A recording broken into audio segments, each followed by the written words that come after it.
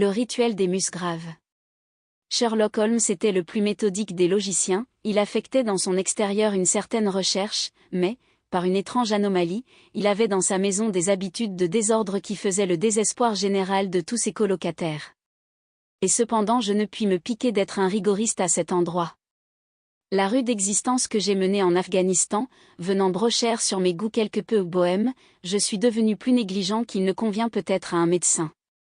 Pourtant chez moi se laisser aller à des limites, et je me trouve même une perfection d'ordre, quand je me compare à un original qui met sa provision de cigares dans le seau à charbon, place son tabac au fond d'une pantoufle persane, et qui classe ses lettres à répondre sur la tablette de sa cheminée, en les piquant avec la pointe d'un couteau. Ceci n'est rien encore point dans ses jours d'humour, sans bouger de son fauteuil, Sherlock Holmes grave sur le mur, à coups de revolver, un patriotique V. R. Renversant ainsi l'idée généralement admise que le tir à la cible est un sport de plein air. Notre appartement était, de plus, encombré de produits chimiques et de pièces à conviction provenant de crimes, qui s'entassaient dans tous les coins, et qu'on retrouvait tout à coup à l'endroit le plus inattendu, dans un beurrier par exemple. Mais c'était surtout l'amoncellement des paperasses qui me désespérait. Sherlock Holmes se refusait à détruire le moindre document, surtout ceux qui avaient trait aux anciennes causes judiciaires. Or, tous les ans ou tous les 2 ans, il faisait une fois le grand effort de classer ses papiers et d'y mettre un peu d'ordre.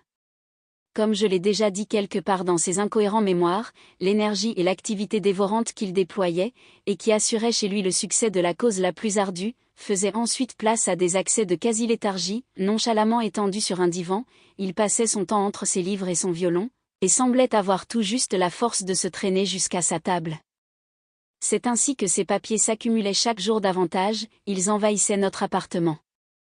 On n'y voyait plus que des piles de manuscrits, qu'il était défendu de brûler, et que seul mon camarade avait le droit de ranger. Un soir d'hiver, nous étions assis devant le feu, Sherlock Holmes achevait de coller des découpures dans son dossier. Je lui suggérai timidement l'idée d'employer les 2 heures qu'il avait devant lui à donner à notre salon un aspect un peu plus confortable. Il lui était impossible de ne pas reconnaître le bien fondé de ma requête, aussi d'un air demi-vexé, demi-contrit, s'achemina-t-il vers la chambre à coucher. Il en revint bientôt en traînant derrière lui une grande boîte en fer d'ache blanc. Il la plaça au milieu de la pièce et l'ouvrit en se laissant tomber sur un tabouret.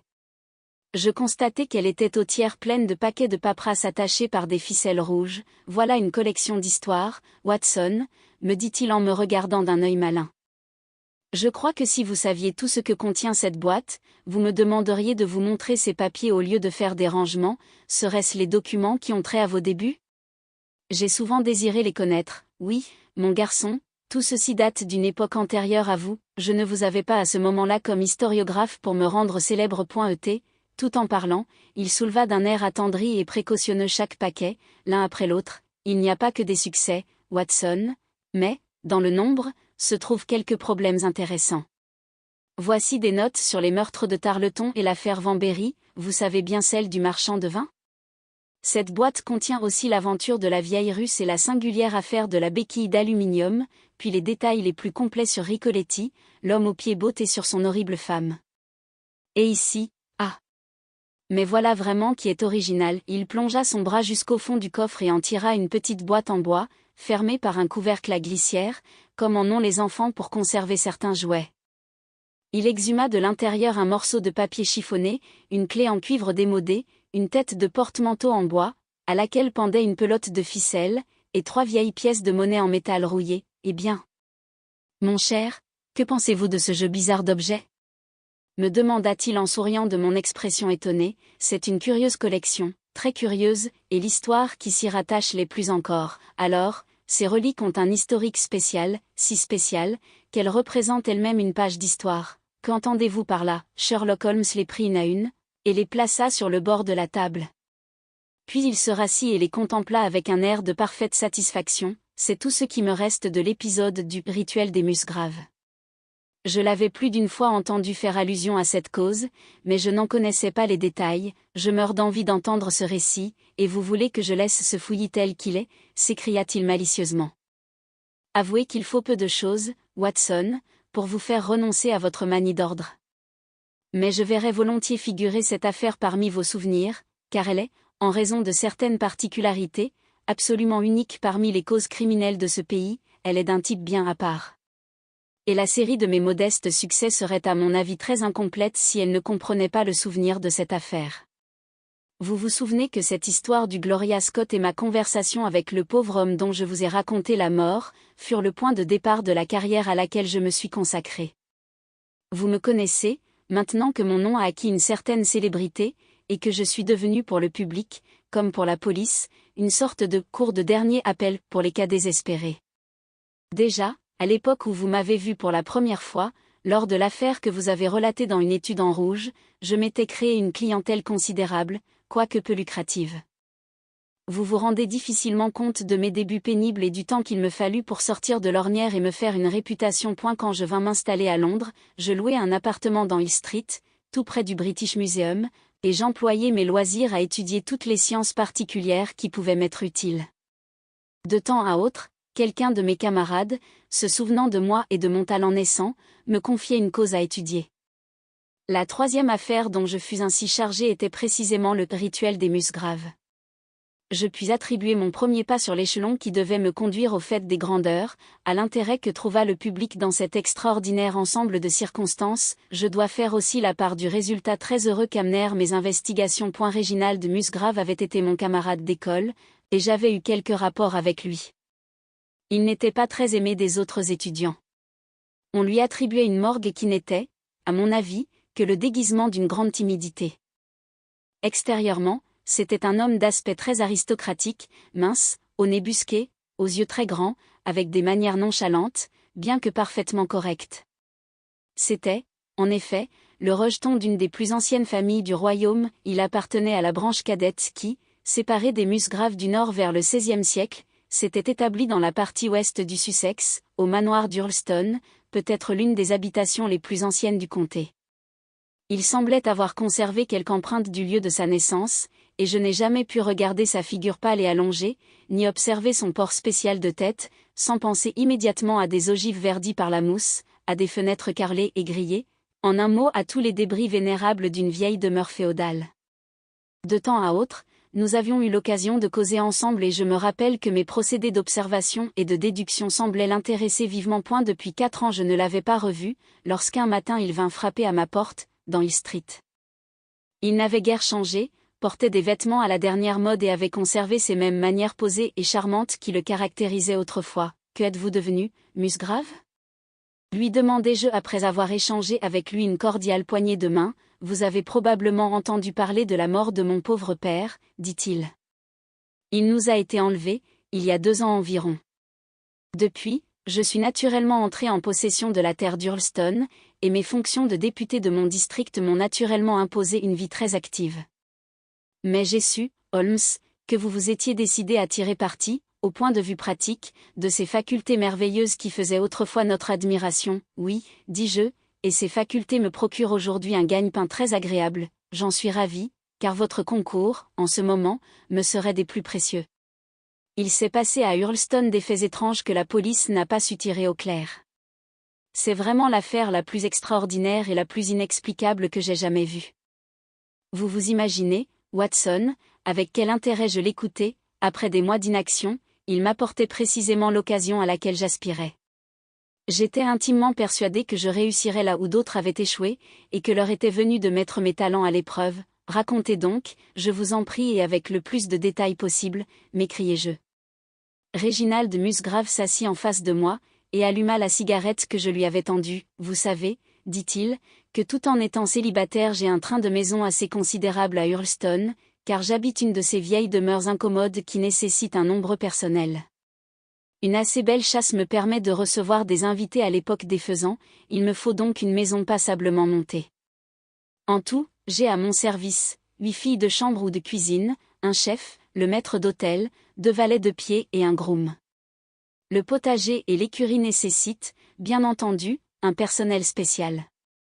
De tous ces serviteurs, le plus ancien, Brinton, le maître d'hôtel, était, lorsque mon père le prit à son service, un jeune instituteur sans place, mais dont le caractère énergique et les réelles qualités nous le rendirent bientôt tout à fait indispensable. C'était un bel homme, bien bâti, au front intelligent. Aujourd'hui, je ne lui donne pas plus de 40 ans, et voilà 20 ans qu'il est à notre service. bien doué physiquement, et très avantagé au point de vue de l'intelligence, puisqu'il parle plusieurs langues, et joue de presque tous les instruments de musique. Il est étonnant qu'il se soit contenté de cette situation, mais je suppose que, ayant toutes ses aises, il ne se sentait pas le courage de changer. Le maître d'hôtel d'Hurlstone était devenu un personnage pour tous nos hôtes. Cette perle a pourtant le défaut d'incarner une nouvelle personnification de Don Juan. Vous pensez bien d'ailleurs que ce rôle n'est guère difficile à jouer dans un petit coin de province. Tant qu'a vécu sa femme, nous n'avons pas eu trop d'ennuis. Mais depuis son veuvage, il nous a créé 1000 difficultés. Il y a quelques mois nous avions espéré qu'il se remarierait, car il était fiancé à Rachel Howell, l'une des filles de chambre, puis il rompit avec elle et jeta son dévolu sur Janet Trogeli, la fille du garde principal. Rachel est une brave fille, mais c'est une Galloise d'un tempérament nerveux impressionnable et cette rupture a déterminé chez elle un accès de fièvre cérébrale. Hier encore, je la voyais circulant dans la maison, elle n'était plus que l'ombre d'elle-même. Là commence le premier acte du drame d'Hurlstone, le second le suit de près, plus émouvant que le premier, leur prélude commun fut la disgrâce et le renvoi du maître d'hôtel Brunton. Arrivons aux faits. Je vous ai dit que l'homme était intelligent, c'est cette même intelligence qui a été la cause de sa ruine, car elle a développé chez lui à l'excès un insatiable besoin de découvrir des choses qui ne le regardaient en rien. Je ne me doutais pas des proportions qu'avait atteintes ce défaut, jusqu'au jour où un incident de peu d'importance vint m'ouvrir les yeux. Je vous ai fait remarquer que la maison était incommode, mal distribuée. Une nuit de la semaine dernière, la nuit de jeudi pour être plus précis, il me fut impossible de dormir, car j'avais fait la bêtise de prendre une tasse de café noir très fort, après mon dîner. Ayant vainement cherché le sommeil, j'abandonnai la partie vers 2 heures du matin, j'allumai une bougie et je me levai pour lire un roman commencé. M'étant alors aperçu que j'avais oublié ce bouquin dans la salle de billard, je passai à la hâte un vêtement et retournai le chercher. Pour arriver au billard, j'avais à descendre l'escalier, et à traverser un corridor qui menait à la bibliothèque et à la salle où se trouvaient les fusils. Vous imaginez-vous ma surprise, en voyant de la lumière dans la bibliothèque ? J'avais moi-même éteint la lampe et fermé la porte avant d'aller me coucher, et je me crus naturellement en présence de cambrioleurs. Les murs des corridors de Hurlstone sont couverts de trophées d'armes anciennes. Je saisis, au hasard, une hache d'armes, et, laissant la bougie derrière moi, je m'acheminai à pas de loup vers la porte entr'ouverte en regardant avec précaution. Devinez qui je vis. Brunton, le maître d'hôtel, en personne devant moi, tout habillé, et assis sur un fauteuil, une feuille de papier sur les genoux. Cette feuille ressemblait fort à une carte. Il semblait l'étudier très sérieusement, le front penché vers le doigt qui indiquait un point déterminé. Je demeurai là, muet d'étonnement, et, grâce à l'obscurité dans laquelle je me trouvais, je pus l'observer tout à loisir. La bougie, placée sur le bord de la table, l'éclairait suffisamment pour me montrer qu'il était en habit. Tout à coup, il se leva et, allant vers le bureau placé dans le coin, il l'ouvrit, puis plongea la main dans un tiroir. Il y prit un papier et retournant s'asseoir, il l'étala près de la bougie et commença à l'examiner minutieusement. Mon indignation à la vue de cet étranger, qui se permettait ainsi de fouiller dans mes papiers de famille, fut telle que sans chercher à lui dissimuler plus longtemps ma présence, je m'avançai sur lui. Brunton leva la tête, m'aperçut sur le seuil de la porte et devint livide, puis se dressant, il cacha sous sa veste la carte qu'il venait d'étudier. C'est ainsi, lui dis-je, que vous vous rendez digne de ma confiance ? Vous quitterez mon service demain. Il baissa la tête, comme un homme accablé, et passa près de moi sans prononcer une parole. Il avait laissé la lumière sur la table et, à sa lueur, je pus voir quel était le papier qu'il était allé chercher dans le bureau. Je constatai à ma grande surprise que ce papier n'avait aucune importance, ce n'était que la copie des questions et réponses composant la singulière et vieille pratique appelée le rituel des musgraves. Le rituel réglait la cérémonie, toute spéciale à notre famille, à laquelle, depuis des siècles, doit assister chaque musgrave le jour de sa majorité. C'est une chose qui n'a d'intérêt que pour la famille et les archéologues, au même chef que nos blasons et nos armoiries, au point de vue pratique ce document n'a aucune utilité. Si vous le permettez, dis-je, nous reparlerons de ce document plus tard, si vous le croyez réellement nécessaire, répondit-il avec quelque hésitation. Je continue donc mon récit, je refermai le bureau, me servant pour cela de la clé que Brunton avait laissée, et je me préparais à m'en aller lorsque, à ma grande surprise, je me trouvai nez à nez avec Brunton, revenu sur ses pas, sans que je m'en fusse aperçu. « Monsieur Musgrave » s'écria-t-il d'une voix tremblante d'émotion, « je ne puis supporter une telle disgrâce. J'ai toujours été fier, plus fier que ne le comporte ma situation, et cette humiliation me tuerait. Mon sang criera vengeance contre vous, oui, contre vous, si vous me réduisez au désespoir. Si vous ne voulez plus de mes services, après ce qui s'est passé, eh bien. Pour l'amour de Dieu, laissez-moi vous donner congé de moi-même et rester chez vous encore un mois, afin que je sois censé vous quitter de mon plein gré. Dans ces conditions j'accepte, mais je me refuse à être jeté dehors. Je suis trop connu ici, vous ne méritez guère d'égard, Brunton, lui répondis-je. Votre conduite a été indigne.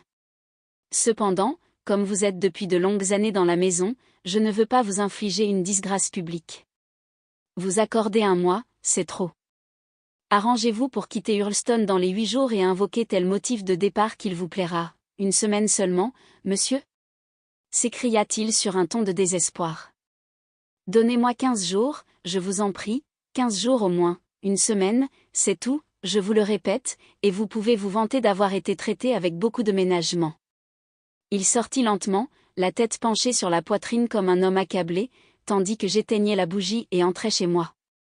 Les 2 jours qui suivirent cet incident, Brunton fut des plus assidus et attentifs dans son service. Je ne fis aucune allusion à ce qui s'était passé, et je me demandais avec curiosité comment il s'arrangerait pour cacher sa disgrâce. Le 3e jour, dans la matinée, il ne vint pas, comme d'habitude après le déjeuner, prendre mes ordres pour la journée. En quittant la salle à manger, je rencontrai Rachel Howell, la fille de chambre. Je vous ai dit qu'elle relevait à peine de maladie, elle était encore très pâle, et je lui fis des reproches de ne pas se soigner. Vous devriez être couché, lui dis-je. Vous reprendrez votre service, lorsque vous vous sentirez plus forte. Elle me regarda avec une impression si étrange que je me demandais si elle avait bien toute sa raison. Je me sens assez forte, monsieur Musgrave, dit-elle, nous verrons ce que dira le docteur, répondis-je. Pour le moment, faites-moi le plaisir de cesser tout travail, et, lorsque vous descendrez à l'office, dites donc à Brunton que je désire le voir. Le maître d'hôtel est parti, monsieur, dit-elle. Parti, et pour où? Il est parti, personne ne l'a vu. Il n'est pas dans sa chambre, oh. Oui, il est parti, il est parti. Elle s'affaissa contre le mur, secouée par un rire convulsif. Terrifié par cette attaque de nerfs subite, je courus à la sonnette pour appeler du secours. On emporta la jeune fille dans sa chambre, au milieu de ses cris et de ses pleurs, tandis que je m'informais de ce qu'était devenu Brunton. Sans aucun doute, il avait disparu.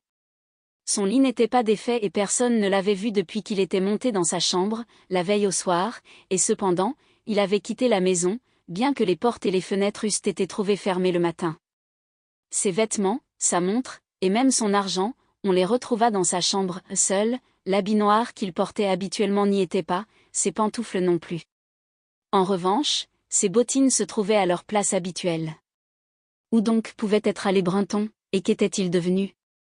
Naturellement, on fouilla la maison et les communs, on ne trouva pas trace du fugitif. Comme je vous l'ai dit, cette demeure est un vrai labyrinthe, surtout cette partie de l'ancien bâtiment qui est maintenant inhabitée.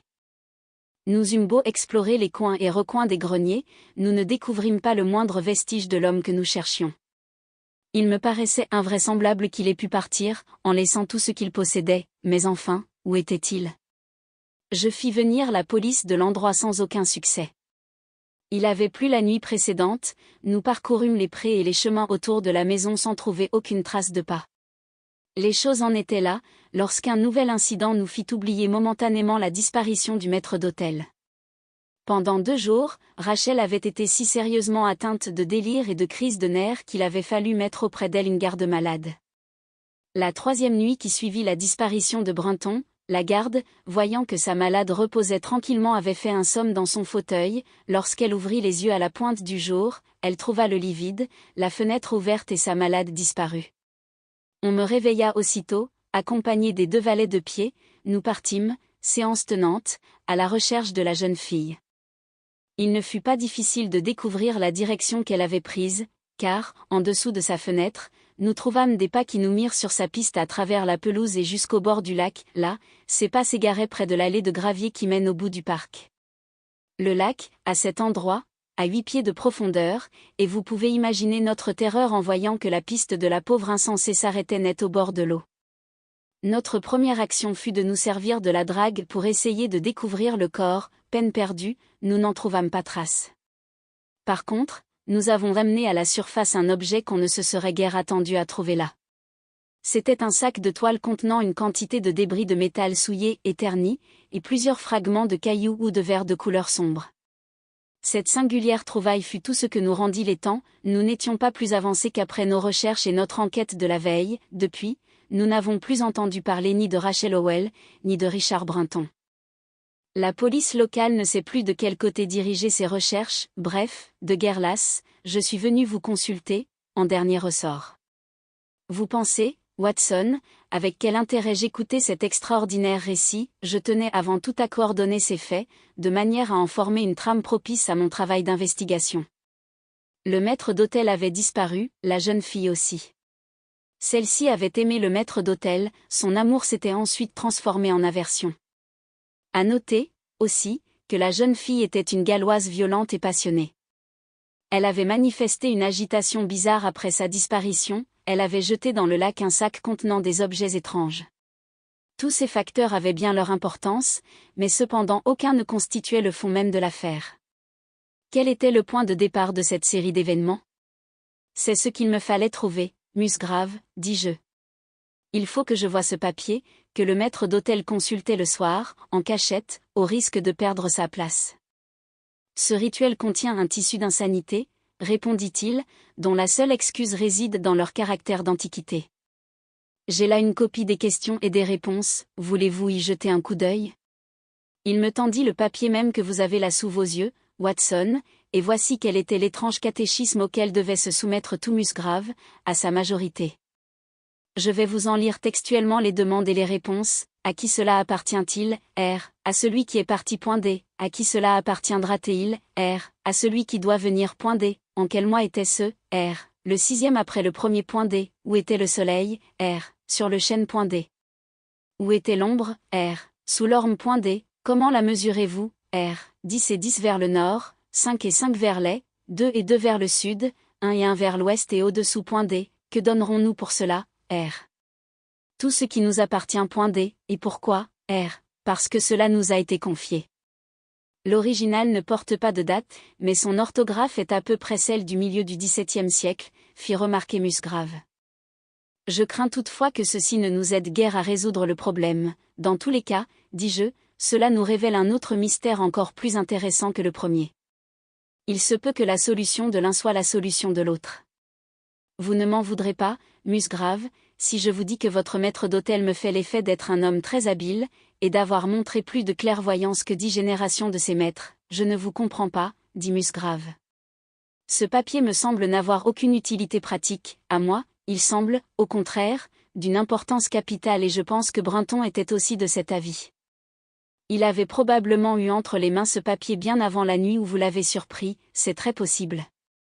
Nous n'avons jamais cherché d'ailleurs à dissimuler ce document. Je suppose que Brinton voulait seulement ce soir-là se rafraîchir la mémoire.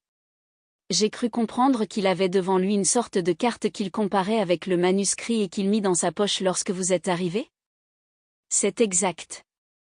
Mais que voulait-il faire avec cette vieille rengaine de famille? Que signifie d'après vous cette étrange litanie? Je ne pense pas que ce soit bien difficile à déterminer, dis-je.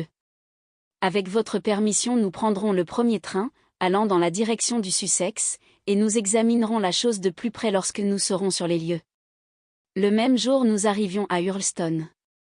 Vous avez dû voir des gravures et lire des descriptions de cette célèbre et ancienne demeure, je me bornerai donc à vous dire qu'elle est construite en forme d'aile, l'aile la plus allongée est de construction plus récente, la plus courte forme le noyau qui a donné naissance à l'autre.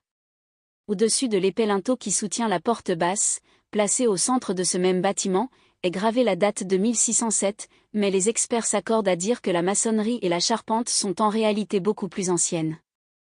La grande épaisseur des murs, l'exiguïté des fenêtres avaient poussé la famille, au siècle dernier, à construire un nouveau bâtiment, et l'ancien sert maintenant de garde-meubles et de pièces de débarras. Un superbe parc avec des arbres de toute beauté s'étend autour de la maison, et le lac dont avait parlé mon client est situé tout près de l'avenue, à 200 mètres de l'habitation. J'étais déjà convaincu, mon cher Watson, qu'il n'y avait pas dans cette affaire 3 mystères distincts, mais un seul et unique problème à résoudre, et que, si je savais lire avec profit le rituel des Musgraves, je tiendrais bientôt la clé de l'énigme et serais fixé sur le sort du maître d'hôtel Brunton et de la jeune Howell. C'est donc sur ce point que je concentrais mes facultés. Pourquoi ce serviteur aurait-il été anxieux d'apprendre cette vieille formule? Évidemment, parce que dans sa perspicacité il y découvrait une chose qui avait échappé à toutes ces générations de braves gentilshommes campagnards et qu'il espérait bien tirer quelque avantage personnel de cette découverte. Que était-ce donc? Et quelle influence cela avait-il pu avoir sur sa destinée? Je comprenais parfaitement, en lisant le rituel, que ces indications de mesure devaient se rapporter à un point déterminé, auquel le reste du document faisait allusion. Si donc je pouvais trouver ce point, nous avions bien des chances de découvrir le secret que les Musgraves avaient jugé à propos d'envelopper de ces précautions bizarres. Nous avions 2 points de départ, un chêne et un orme. Le chêne était bien en évidence, on ne pouvait s'y tromper. Il s'élevait devant la maison, à gauche de l'avenue, c'était un patriarche au milieu des autres et l'un des plus beaux arbres que j'ai vus de ma vie. Cet arbre existait-il lorsque votre rituel a été composé? Demandai-je au jeune homme en passant auprès. Il existait très probablement à l'époque de la conquête normande, répondit-il. Il a 23 pieds de circonférence. J'étais fixé sur un point capital, avez-vous de vieux ormes? Demandai-je, il y en avait d'un très vieux là-bas, mais il a été frappé par la foudre, il y a une dizaine d'années, et nous avons fait abattre le tronc, vous en connaissez l'emplacement, oh. Fort bien, il n'y a pas d'autres ormes, pas de vieux, mais beaucoup de hêtres. Je voudrais voir où était l'orme dont vous venez de me parler. Mon ami, aussitôt, sans me laisser entrer dans la maison, dirigea son tilbury vers l'endroit de la pelouse où avait été l'orme. C'était à peu près à moitié chemin entre le chêne et la maison. Mon investigation se poursuivait avec succès, je suppose qu'il est impossible de savoir la hauteur qu'avait l'orme? Demandai-je, je puis vous la dire tout de suite, 64 pieds, comment savez-vous donc cela? Demandai-je, étonné, lorsque mon vieux précepteur me donnait un problème de trigonométrie, c'était toujours sur une même mesure de hauteur, aussi tout gamin, ai-je calculé la hauteur de tous les arbres et de toutes les constructions du domaine. Pour moi, cette révélation valait son pesant d'or, et j'avais déjà plus de données que je n'aurais osé l'espérer. Dites-moi, votre maître d'hôtel ne vous a-t-il jamais posé cette question? Réginald Musgrave me regarda étonné. Maintenant que vous m'en parlez, je me souviens que Brunton m'a en effet demandé la hauteur de l'arbre, il y a environ 3 mois, à la suite d'une discussion qu'il avait eue avec le groom. C'était pour moi, comme bien vous pensez, Watson, un point capital et la preuve absolue que je marchais sur la bonne piste. Je regardais le soleil. Il était bas sur l'horizon, et je calculais que dans moins d'1 heure il serait au-dessus de la cime du vieux chêne, ainsi se trouverait remplie l'une des conditions mentionnées dans le rituel. L'ombre de l'orme, à mon avis, ne pouvait être que l'endroit où la ligne de l'ombre s'arrête, sans quoi on aurait choisi pour point de départ le tronc lui-même. Il me restait donc à trouver où devait s'arrêter l'ombre de l'orme, au moment où le soleil rasait le sommet du chêne. Le point, de prime abord, semblait difficile à déterminer, puisque l'orme n'existait plus. Il est certain pourtant que si Brunton avait été capable de le trouver, je pouvais bien escompter autant d'adresse de ma part et, somme toute, le problème n'était guère compliqué. Je suivis Musgrave dans son bureau, et me taillai cette fiche de bois à laquelle j'attachai la longue corde que vous voyez, en faisant un nœud à chaque mètre. Je pris ensuite 2 morceaux de canne à pêche, qui, ajustés bout à bout, formaient une longueur exacte de 6 pieds, puis je retournai avec mon ami, là où avait été planté l'orme. Le soleil effleurait précisément la cime du chêne. J'emmanchai la canne à pêche, je pris la direction de l'ombre et la mesurai. Elle avait 9 pieds. Dès lors le calcul devenait des plus simples. Si une canne de 6 pieds projetait une ombre de 9 pieds, un arbre de 64 pieds en projetterait une de 96, et la direction des 2 ombres serait forcément la même dans les 2 cas. Je mesurai ces 96 pieds qui m'amenèrent tout contre le mur de la maison et posai une fiche dans le sol à cet endroit. Vous imaginez ma joie, Watson, lorsqu'à accent grave moins de 2 pouces de ma fiche j'aperçus dans le sol une dépression conique. Je ne doutais pas un instant que je me trouvais en face de la marque faite par Brunton, infailliblement je devais être sur sa piste.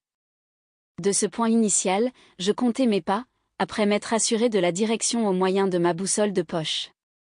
En comptant 10 pas, je me déplaçai parallèlement à la maison et marquai de nouveau avec un piquet le point que j'avais atteint. Puis, je marchai attentivement 5 pas à l'est et 2 au sud, ce qui me plaça au seuil même de la vieille porte. Les 2 pas que je devais alors faire vers l'ouest me conduisaient fatalement dans le passage d'allée, c'était là que j'allais trouver le fameux point énigmatique indiqué par le rituel. Jamais, mon cher Watson, je ne me sentis plus désappointé qu'à ce moment. Je crus même à une erreur complète de mes calculs.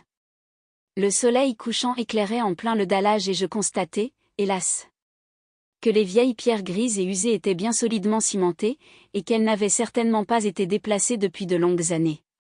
Brunton n'avait certainement rien remué par là. Je frappai le sol, il rendait partout le même son, sans laisser soupçonner la moindre trace de fente ou de crevasse. Mais heureusement Musgrave, qui avait fini par s'intéresser à mes recherches pendant cet arpentage compliqué, et qui était au fond aussi anxieux que moi, tira son manuscrit de sa poche pour vérifier mes calculs, et au-dessous, s'écria-t-il, vous avez omis les mots, et au-dessous, point. J'avais cru que cela indiquait un trou à creuser, mais je me rendais bien compte maintenant de mon erreur. Il y a donc une cave en dessous de nous? M'écriai-je, oui, et aussi ancienne que la maison, de ce côté, par cette porte. Nous descendîmes un escalier tournant en pierre, et mon compagnon nous éclaira à l'aide d'une lanterne qu'il prit, en passant, sur un baril. Nous pûmes aussitôt nous convaincre que nous avions atteint notre but et les traces que nous trouvâmes nous prouvèrent que nous n'étions pas les seuls à avoir exploré ce coin. Cette cave servait de magasin à bois, mais les bûches qui gisaient auparavant éparses sur le sol étaient mises en pile sur les côtés, de manière à laisser un espace libre au milieu. Dans cet espace se trouvait une large et lourde dalle avec un anneau rouillé dans lequel était passé un gros cache-nez quadrillé. « Ma parole, c'est le cache-nez de Brunton », s'écria mon client. « Je le lui ai vu, j'en jurerais. Que diable venait faire ici cet animal ? » Sur ma demande, 2 agents de la police du comté furent appelés comme témoins et je tentai alors, à l'aide du cache-nez, de soulever la dalle. Mais tous mes efforts aboutirent à peine à la remuer imperceptiblement, et je ne pus l'enlever qu'avec l'aide des 2 agents de police. Un trou noir s'ouvrait devant nous, nous y plongeâmes le regard, tandis que Musgrave, agenouillé près de nous, cherchait à éclairer l'orifice de sa lanterne. Nous vîmes alors une pièce d'environ 7 pieds de profondeur sur 4 pieds carrés.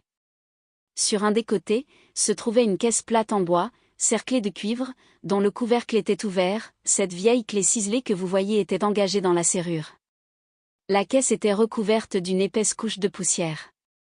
La moisissure et les vers avaient si bien rongé le bois qu'une multitude de champignons incolores poussaient à l'intérieur. Quelques pièces de métal, probablement de vieille monnaie, comme celle-ci, étaient disséminées au fond, le coffre ne contenait rien d'autre. Une masse noire située à côté de la caisse frappa immédiatement nos regards, nous venions de distinguer le corps d'un homme, vêtu de noir, accroupi, et le front penché sur le bord de la caisse, ses bras ouverts entouraient le couvercle. Cette position anormale avait congestionné son visage qui, sous l'effet d'un afflux de sang, était devenu méconnaissable, mais sa taille, ses vêtements et sa chevelure nous révélèrent immédiatement le cadavre du maître d'hôtel, dès que nous eûmes remonté le corps à la lumière du jour. Il était mort depuis plusieurs jours, sur son corps aucune trace de blessure ou de contusion pouvant indiquer comment il avait trouvé la mort. Son cadavre, une fois retiré de la cave, le problème restait toujours aussi insoluble, et je dois avouer, Watson, que j'éprouvais à ce moment une grosse déception. Je m'imaginais en effet avoir éclairci le mystère en découvrant l'endroit indiqué dans le rituel, et pourtant je me trouvais tout aussi peu renseigné qu'au début, sur ce que la famille avait bien pu cacher avec tant de précaution. Nous étions fixés, il est vrai, sur le sort de Brunton, mais il nous restait encore à déterminer comment il avait trouvé la mort, et quel rôle avait joué dans tout ceci la femme qui, comme lui, avait disparu. Je m'assis sur un baril dans un coin et m'absorbai dans mes réflexions. Vous connaissez ma méthode en pareil cas, je cherche à me mettre dans la peau de l'individu, de façon à passer par toutes les vicissitudes qu'il a dû traverser. Je me demande alors comment j'aurais agi moi-même si j'avais été placé dans les mêmes circonstances. Dans le cas présent, étant donné l'intelligence vraiment très remarquable de Brunton, la question devait se résoudre plus facilement à l'aide de ce simple raisonnement. Brunton sait qu'un objet de grande valeur a été enfoui, et il en a découvert la cachette. Mais la pierre qu'il s'agit de soulever est trop lourde pour un homme seul. Que fait-il alors ? Il ne peut chercher aucun secours du dehors, même en s'adressant à quelqu'un de confiance, car il faudrait débarrer les portes et courir le risque presque certain d'être découvert. Il cherche donc un complice dans la maison, lequel? Cette jeune servante lui a été très attachée. Un homme s'imagine difficilement qu'il n'est plus aimé d'une femme même quand il a eu des torts sérieux vis-à-vis d'elle. Il paraît donc naturel qu'il essaie de faire la paix avec la jeune Howell, quelques présents, une attention délicate lui permettront de s'assurer son concours. La nuit venue, il descend avec elle dans la cave, et à eux deux ils soulèvent la pierre. Jusque-là je suis leur manœuvre comme si j'y étais. Cependant, même à deux, surtout l'un de ces deux, étant une femme, il pouvait difficilement enlever la dalle. Un gros gaillard d'agent de police et moi avions toutes les peines du monde à y arriver. Que font-ils alors? Ce que j'aurais imaginé moi-même à leur place. Arrivé à ce point de mes déductions, je me levai et examinai soigneusement les bûches éparses sur le sol, il ne me fallut qu'un instant pour tomber sur ce que je cherchais. L'une d'elles, d'environ 3 pieds de long, avait à un bout une profonde échancrure, tandis que plusieurs autres étaient aplaties sur les côtés comme si elles avaient été déformées sous la pression d'un poids considérable. Évidemment, au fur et à mesure qu'ils soulevaient la pierre, ils avaient intercalé les pièces de bois dans l'ouverture jusqu'à ce qu'enfin l'espace fût assez grand pour leur permettre d'y passer eux-mêmes. À ce moment-là ils avaient maintenu l'écartement de la dalle au moyen d'une bûche de champ. L'échancrure remarquée à l'extrémité inférieure de cette bûche provenait du poids de la dalle qu'il avait comprimée contre le rebord de l'ouverture. Jusque-là mon raisonnement marchait très bien. Mais maintenant il s'agissait de reconstituer ce drame nocturne. Il est bien certain que Brunton seul avait dû descendre dans le trou, la jeune fille l'attendait probablement à l'orifice. Brunton vraisemblablement avait ouvert la caisse et passé à sa complice le contenu du coffre, puisque ce dernier était vide. Après cela, qu'arriva-t-il? La vengeance qui couvait au fond de l'âme de cette femme ardente prit le caractère d'une passion irrésistible, lorsque la jeune fille vit en son pouvoir l'homme qui l'avait trompée indignement. Est-ce par hasard que la bûche a glissé et que la pierre en retombant a enfermé Brunton dans ce trou obscur, devenu son sépulcre? Et faut-il seulement reprocher à la jeune fille d'avoir gardé le silence autour de cet accident, sans chercher à délivrer ce malheureux? Ou bien plutôt a-t-elle de sa propre main retiré le support pour faire retomber la dalle? On pouvait s'arrêter à ces deux hypothèses, mais je ne sais pourquoi, il me semblait voir cette femme saisir avidement sa riche trouvaille, et s'enfuir dans l'escalier pour échapper aux cris étouffés qu'elle entendait derrière elle, et aux coups désespérés que frappait son perfide amant contre cette dalle qui venait à tout jamais de se refermer sur lui. Ce serait là l'explication de ce visage hagard et défait, de cette surexcitation, de ces éclats de rire d'hystérique, remarqués le lendemain matin. Mais que pouvait bien contenir la caisse? Et qu'avait fait la jeune femme de sa trouvaille? Elle l'avait bien vite jetée dans l'étang pour faire disparaître toute trace du crime, de là provenaient sûrement les morceaux de métal et les pièces de monnaie que mon client avait retirées avec la drague. J'étais resté 20 minutes immobile, à réfléchir à tout cela, tandis que Musgrave, toujours debout et très pâle, balançait la lanterne au-dessus du trou. Ces pièces sont à l'effigie de Charles Ier, dit-il, en me montrant celles qui avaient été laissées dans la caisse. Vous voyez que nous ne nous étions pas trompés en attribuant cette date au rituel, nous retrouverons peut-être encore autre chose datant de Charles Ier, m'écriai-je, car le sens des deux premières questions du rituel venait de m'apparaître très clairement. Montrez-moi le contenu du sac que vous avez pêché dans l'étang. Nous montâmes dans son bureau et il étala les débris devant moi. Je conçois qu'il les ait regardés comme une quantité négligeable, car le métal était presque noir, et les pierres complètement grises et ternies. J'en frottai une sur ma manche. Aussitôt elle brilla d'un vif éclat. La monture, qui avait affecté la forme d'un cercle double, était actuellement tordue et déformée. N'oubliez pas, dis-je, que le parti royaliste a subsisté en Angleterre même après la mort du roi, et que lorsque les membres de ce parti se décidèrent à la fuite, ils abandonnèrent beaucoup d'objets précieux, avec l'intention de revenir les chercher, lorsque les temps seraient moins troublés. L'un de mes ancêtres, Sir Ralph Musgrave, était, me dit mon ami, un cavalier célèbre et Charles II, dans sa vie errante, se servait de lui comme de son bras droit. Ah! Vraiment, répondis-je. Eh bien! Je crois que nous avons éclairci le dernier point obscur. Et je dois vous féliciter d'être entré en possession d'une relique qui a une grande valeur intrinsèque, mais dont l'intérêt, au point de vue historique, est inappréciable. Que représente donc cette relique, demanda-t-il surpris, rien moins que l'antique couronne des rois d'Angleterre, la couronne, oui, parfaitement. Reportez-vous au rituel. Que dit-il?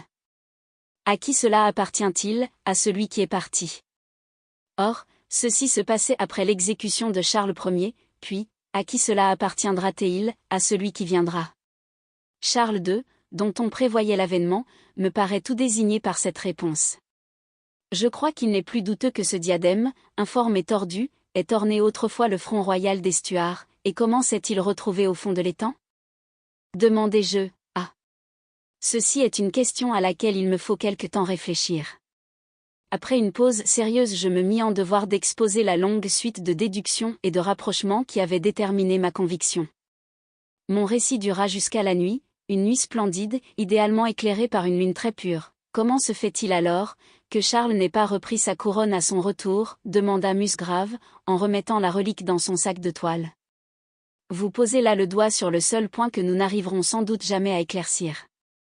Il est probable que le Musgrave qui détenait ce secret mourut dans l'intervalle et négligea en léguant ce guide à son descendant, de lui en faire connaître la clé. À partir de ce moment, et jusqu'à maintenant, le rituel fut transmis de père en fils, jusqu'à ce qu'il tombât entre les mains d'un homme capable d'en découvrir le secret. Cet homme a d'ailleurs payé de sa vie le prix de sa trouvaille. Telle est, Watson, l'histoire du rituel des Musgraves.